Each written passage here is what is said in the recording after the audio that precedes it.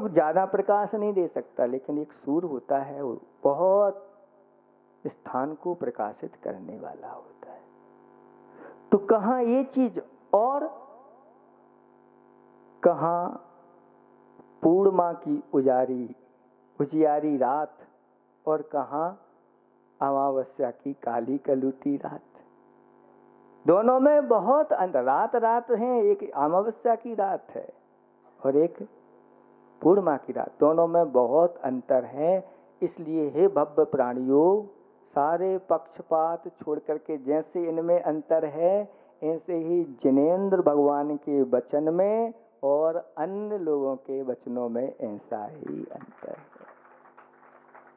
ऐसी महिमा बताई गई है। जब भगवान की दिव्य धुनी खिली तो इस दिव्य धुनी में भव्य जीवों को संबोधन हुआ, हे भव्य प्राणियों, ये मनुष्य जीवन तुम्हारे लिए संयम धारण करने के लिए मिला है।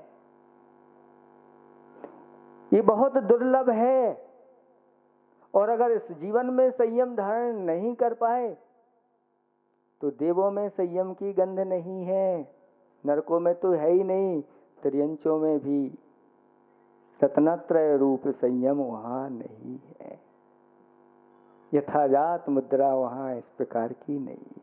ये मनुष्य जीवन मिला है, इस मनुष्य जीवन को धारण करके संयम को धारण करो। अगर चूक गए तो फिर कोई भरोसा नहीं। कितनी उम्र हो गई है, अभी संयम धारण नहीं कर पाए। कहते हैं क्यों भाई अब तो आगे बढ़ो महाराज जी, अब शरीर में शक्ति। तो किसी ने कहा है कि संयम को पालन करने आए थे, संयम को पालन करने आए थे, शरीर की शक्ति चली गई। संयम को पालन करने आए थे, शरीर की शक्ति चली गई। बचपन बीता खेल कूद में, भोगों में जवानी चली गई। बचपन बीता खेल कूद में, भोगों में जवानी चली गई।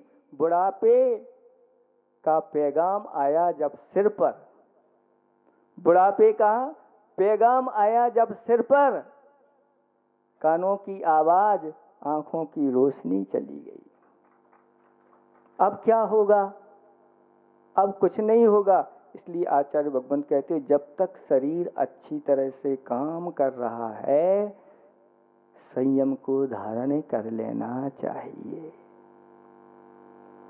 और अगर संयम धारण करने में कोई बाधा आ रही है तो घर में रह करके श्रावकों का धर्म अच्छी तरह से पालन कर लेना चाहिए। भगवान ने अपनी दिव्य धुनी में श्रावक धर्म कहा और मुनि का धर्म कहा। उस धर्म को सुनकर के वही समूषण में बैठे बैठे बहुत सारे लोगों ने कपड़े उतार के फेंक दिए, केस लॉन्च किए और जो मुनिराजों की सभा थी उसमें जाकर के बैठ गए। जो संयम धारण नहीं कर पाए उन्होंने भगवान के सामने श्रावकों के व्रतों को अंगीकार किया, और जो उसको भी नहीं कर पाए तो भगवान की दिव्य धुनी को सुनकर के सम्यक दर्शन को प्राप्त कर लिया। वहीं पर वह सेठ बैठा हुआ था जिसके बारे में कल आपको बताया था, जिसके पास इतना वैभव था। वह विचार करता है कि ये सब हमारे कुटुंब परिजन आदि मित्रजन इस प्रकार से निकल गए, सबको छोड़ करके, मेरा इस प्रकार से मन क्यों नहीं हो रहा छोड़ने के लिए। बहुत देर सोचता रहा और भगवान से प्रार्थना की, भगवान आपने जो कुछ कहा है मुझे पूर्ण उसके ऊपर विश्वास है, आपकी वाणी के ऊपर मैं श्रद्धा करता हूँ, इसमें किसी प्रकार का कोई संशय नहीं।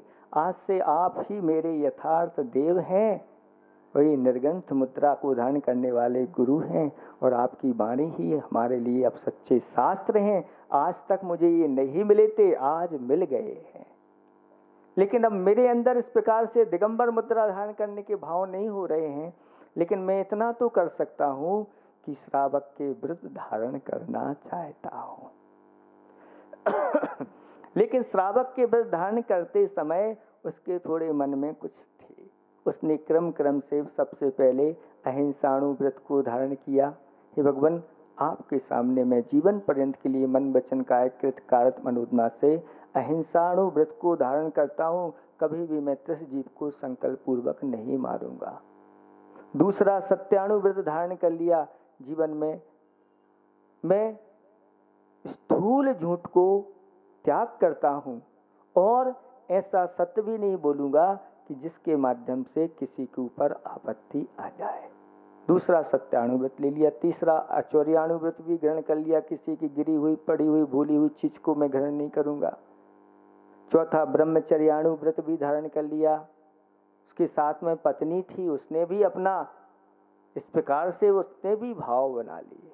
जब 5वें नंबर का परिग्रह परिमाण की बात आई, अब ये मुख्य बात हो गई। कल परिग्रह उसका बता दिया था कि कितना कितना था, और भगवान से पूछता है कि भगवान, मेरे पास जितना परिग्रह है इसमें से मैं एक पाई भी छोड़ने की भावना नहीं रखता। जितना है मेरा मोह कैसा है आप ही जाने, इसकी विधि क्या है। तो भगवान ने कहा कि ये उत्तम, मध्यम, जघन्य विधि 3 प्रकार की है परिग्रह परिमाण। उत्तम तो यह है कि अपने लिए जितना आवश्यक है उतना रख लो, बाकी का त्याग कर दो। मध्यम यह है, जितना है उतना ही रख लो, अब इसमें आगे से 1 रुपये भी बढ़ाना नहीं है। और जघन्य ये है कि भविष्य में आवश्यकता हो तो दूने आदि का परिमाण कर लो। बस उसका समाधान हो गया। और कहता है कि भगवान, आज से मैं परिग्रह का परिमाण करता हूँ कि जितना मेरे पास है इतना ही रखूंगा, इसके बाद मैं 1 रुपये भी उसमें बढ़ाऊंगा नहीं। और ऐसे कहते कहते हुए 5 अणुव्रतों को धारण कर लिया और 4 शिक्षा व्रतों को और 3 गुण व्रतों को धारण करके 12 व्रतों को दोनों ने सेठ सेठानी ने धारण किया। और घर बड़ी प्रसन्नता के साथ घर आ जाते हैं। अपने सारे कर्मकारों को सेठ जी बुलाते हैं, सारा हिसाब किताब हमारे लिए बना के दो, और कल से जो भी आय व्यय क्रय विक्रय जो भी हो मेरे पूछे बिना नहीं होगा। और ऐसा ही हुआ। सारा हिसाब किताब बना करके सेठ जी को दे दिया। सेठ जी ने संकल्प कर लिया कि इतना रखेंगे, अब आगे नहीं बढ़ाएंगे। दूसरे दिन जो 4 गोकुल थे, 40,000 गायें थीं, सुबह सुबह गाड़ियां भर करके आ गईं दूध की। अभी तक तो दूध बेच दिया जाता था, लेकिन अब सेठ जी से पूछा कि अब सेठ जी क्या करना है। सेठ जी कहते हैं अब दूध बेचना नहीं, क्योंकि बेचेंगे पैसे आएंगे और मेरा तो संकल्प हो गया है। सेठ जी ने कह दिया एक संस्था बना दो और पूरे नगर में घोषणा कर दो, जिसको दूध की आवश्यकता हो मुफ्त ले जाओ। और दूध बांट दिया। पूरा का पूरा, गरीब हो चाहे कोई भी व्यक्ति हो, सब अपने घर में दूध ले गए और अनेक प्रकार के मिष्टान बना करके सभी लोग खा रहे। जैसे सेठ जी खा रहे हैं वैसे ही एक गरीब भी इस प्रकार का सेवन कर रहा है। आपका प्रतिदिन का क्रम यही हो गया। सेठ जी ने कहा जितना घर में लगता है दूध उतना यहाँ रख लो, बाकी सब दे दो। दोपहर में गाड़ियां भर भर करके आ गईं। जो अनेक बाग बगीचे थे, फलों की गाड़ियां भर भर करके आ गई। सेठ जी, इन फलों का क्या करना है, अब इनको बेचना नहीं है, एक ऐसा स्थान बना दो और कह दो जिसको फलों की आवश्यकता हो ले जाए। सब लोग फल ले गए और अपने मन में इस प्रकार की प्रशंसा करने लगे कि देखो इन सेठ जी की उदारता तो देखो, इन्होंने तो अपना पूरा भंडारा खोल दिया कि जिसको जो चाहिए हो ले जाओ। इसी प्रकार से जब 500 हलों से खेती होती थी, वह खेती फसल पक कर के आई और बोरे भर भर करके सेठ जी के द्वार पर खड़े हो गए, गाड़ियां भर के, और पूछा ये क्या करना है। सेठ जी कहते हैं वर्ष भर में कितना लगता है उतना बचा लो, बाकी का ये जो भी धान्य है इस धान को जहाँ अभाव पीड़ित हैं, वर्षा आदि नहीं हुई है, जिनको इस धान की आवश्यकता है, वहाँ भेज दो। उस धान को वहाँ पर भेज दिया गया और लोगों को उस ऐसे जहाँ अभाव पीड़ित हों और भोजन पानी की व्यवस्था हो जाए, अन्न की व्यवस्था, लोग कहते हैं तो मुझे प्राण मिल गए हों। उन सेठ जी की प्रशंसा, भूरी भूरी प्रशंसा होने लगी। जो 4 करोड़ रुपया ब्याज पर दिया था, उसका 1 लाख रुपए ब्याज आया वर्ष भर का। अंत में सेठ जी से कहा, ये आया है, इसका क्या करना है? सेठ जी कहते, अब जमा नहीं करना है, घोषणा कर दो, जिसको रुपयों की आवश्यकता हो ये रुपया यहाँ से ले जाए, और जब उसकी आवश्यकता की पूर्ति हो जाए तो यहाँ नहीं देना, कोई दूसरा जिसको आवश्यकता हो इस प्रकार की व्यवस्था कर देना। ऐसी चेन बना के रखना, सबका सहयोग होता रहेगा। व्यापार के माध्यम से जो राशि आई थी, सेठ जी से पूछा, इस राशि का क्या करना है? सेठ जी ने कह दिया कि इसके माध्यम से अब परोपकार के कार्य करो, अनाथालय खुला दो, अन्नपूर्णा खुलवा दो, पाठशालाएं खुलवा दो, औषधालय खुलवा दो, और अनेक प्रकार के ऐसे ही परोपकार के स्थान तैयार हो गए। जो गायें थीं उनमें कुछ पिसूता गायें थीं और उन्होंने बछड़ों को जन्म दे दिया, और जैसे ही बछड़ों को जन्म दिया तो संख्या बढ़ गई। सेठ जी को आकर के बताया तो सेठ जी कहते हैं कि अब ऐसा करो, जिनके यहाँ गायें नहीं हैं, संख्या अपन को उतनी ही रखना है, ज़्यादा नहीं रखना, ऐसे गरीबों के यहाँ उन गायों को पहुँचा दो। और ऐसा ही हुआ, उन गरीबों के यहाँ गायों को पहुँचा दिया गया। सेठ जी के पास जितना वैभव था उतना ज्यों का त्यों है, लेकिन सेठ जी की उदार भावना के कारण से सेठ जी की प्रसिद्धि दिन दूनी रात चौगुनी वृद्धि को प्राप्त हो गई।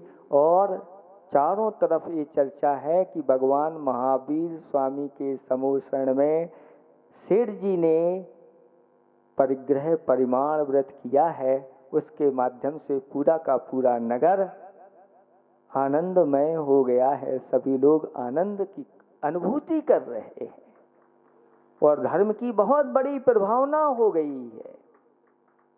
आचार्य भगवान कहते हैं, अगर किसी ने 2 प्रतिमाएं ले ली हैं, उन 2 प्रतिमाओं का अगर वह अच्छी तरह से पालन करता है तो जिनेंद्र भगवान की वह बहुत बड़ी प्रभावना करता है। फिर इसके आगे और प्रतिमाएं बढ़ती चली जाएं तो कहना ही क्या है। फिर उसके बाद क्षुल्लक, हीलक, आरिकाएं, महावृत्ति आदि आदि बनते चले जाएं तो फिर कहना ही क्या है। और ऐसा ही हुआ, उसने बहुत अच्छी तरह से उस व्रत का पालन किया और व्रत का पालन करते करते अंत समय में संलेखना व्रत को अंगीकार किया और संलेखना व्रत धारण करके स्वर्ग में जाकर के महारिद्धिधारी देव बन गया। इसलिए हमें अपना अंत नहीं करना है, हमें कर्मों का अंत करना। अंत किसी का कब हुआ? अनंत है सब संत, किंतु मिटता सा लगे पतझड़ पुनः बसंत। अंत होता नहीं। अपन को लगता है कि जनवरी चली गई, फरवरी आ गई, फरवरी चली गई और फिर पुनः जैसे पत्ते पुराने चले जाते हैं और नए आ जाते हैं, ऐसे ही कभी किसी का अंत नहीं होता, वो तो परिवर्तन होता रहता है। इसलिए कोई भी द्रव्य का हम द्रव्य रूप से उसकी सत्ता का नाश नहीं कर सकते। सत्ता शाश्वत होती है बेटा, ऐसा मुख माटी में कहा। सत्ता भास्वत होती है बेटा, सत्ता का कभी नाश नहीं होता, पर्यायों में परिवर्तन होता रहता है। बस इतनी भावना करना कि भगवान मैं पहले भी था, अभी भी हूँ, आगे रहूँगा, लेकिन अब मैं ऐसी पर्याय में नहीं रहना चाहता। भगवान जैसी पर्याय आपने प्राप्त की है, मुझे वो पर्याय चाहिए। मुझे अरहंत पर्याय चाहिए है, क्योंकि अरहंत पर्याय भी ज़्यादा समय नहीं रहती, वो भी सिद्ध पर्याय में परिवर्तन हो जाती है। और एक बार सिद्ध पर्याय प्राप्त हो गई, वह कौन सी है? शुद्ध द्रव्य व्यंजन पर्याय कहलाती है। वह शुद्ध द्रव्य व्यंजन पर्याय एक बार प्राप्त हो गई तो फिर उसमें फिर किसी प्रकार का कोई परिवर्तन नहीं होता, वह शाश्वत पर्याय हो जाती है। ऐसे ही हमें शुद्ध द्रव्य, शुद्ध गुण और शुद्ध पर्यायों को प्राप्त करना है। इतना ही हम पर्याप्त समझते हैं। आप लोगों ने समय हमारा ले लिया, देखना नहीं चाहिए, क्योंकि समूह शरण में तो सब भूल जाते हैं लोग, यहाँ तक कि वहाँ भूख भी नहीं लगती। यहाँ पर 12-12 बजे तक लोग भक्ति आराधना कर रहे हैं। हम सोचते थे अगर ये घर में होते तो 1 घंटा भी नहीं रुकने वाले थे, लेकिन यहाँ समूह शरण में 11-11, 12-12 बजे तक भी लोग भगवान की भक्ति आराधना करने के लिए तत्पर हैं। इसलिए कि भगवान एक दिन मुझे भी आप जैसा बनना है। आप लोग अब तैयार रहें अच्छी तरह से। कल जो एक महाजलूस के रूप में निकलने वाला है और गुरुदेव के 50वें आचार्य स्वर्णिम पदारोहण वर्ष के उपलक्ष्य में और विधान की समाप्ति में, ये विधान आपका कल समाप्त हो रहा है, लेकिन कार्यक्रम समाप्त नहीं हो रहा है। सुनना अच्छी तरह से, जितने भी समूषण में बैठे हैं, पूजा भक्ति में बैठे हैं, अभी विधान सिर्फ समाप्त हो रहा है, कार्यक्रम समाप्त नहीं। कार्यक्रम समाप्त कब होगा? 10 तारीख को होगा। इसलिए 10 तारीख को भी आप लोगों के लिए जैसे कल आना है, ऐसे ही आपको पूरी ड्रेस में ही आना। जितने समय सुबह से आते हैं वैसा ही सबको आना है। अभिषेक, शांति धारा, यहाँ पर भगवान की पूजन और इसके बाद फिर आचार्य भगवंत की महापूजन हाँ, वो आप लोगों का महापूजन। फिर इसके बाद जो भी और कार्यक्रम है वो सारे होंगे। और बहुत अच्छी इन लोगों ने आचार्य भगवंत के उस उपलक्ष्य में बहुत अच्छा प्रतीक भी गुरुदेव का तैयार किया है। दुर्लभ है वो सबको यथायोग्य प्राप्त होगा। हाँ, उसका अनावरण भी होना है। और भी आप लोग समय से आएंगे। देखो कल जो है ना, सारे कार्यक्रम समय से होंगे तो आप लोगों को बहुत अच्छा लाभ मिल जाएगा। और अगर समय आपने ओपन कर दिया ना तो फिर लोग कहेंगे भैया हम ज़्यादा रुकने वाले नहीं। इसलिए इतना ही हम पर्याप्त समझते हैं। अहिंसा परमो धर्म की।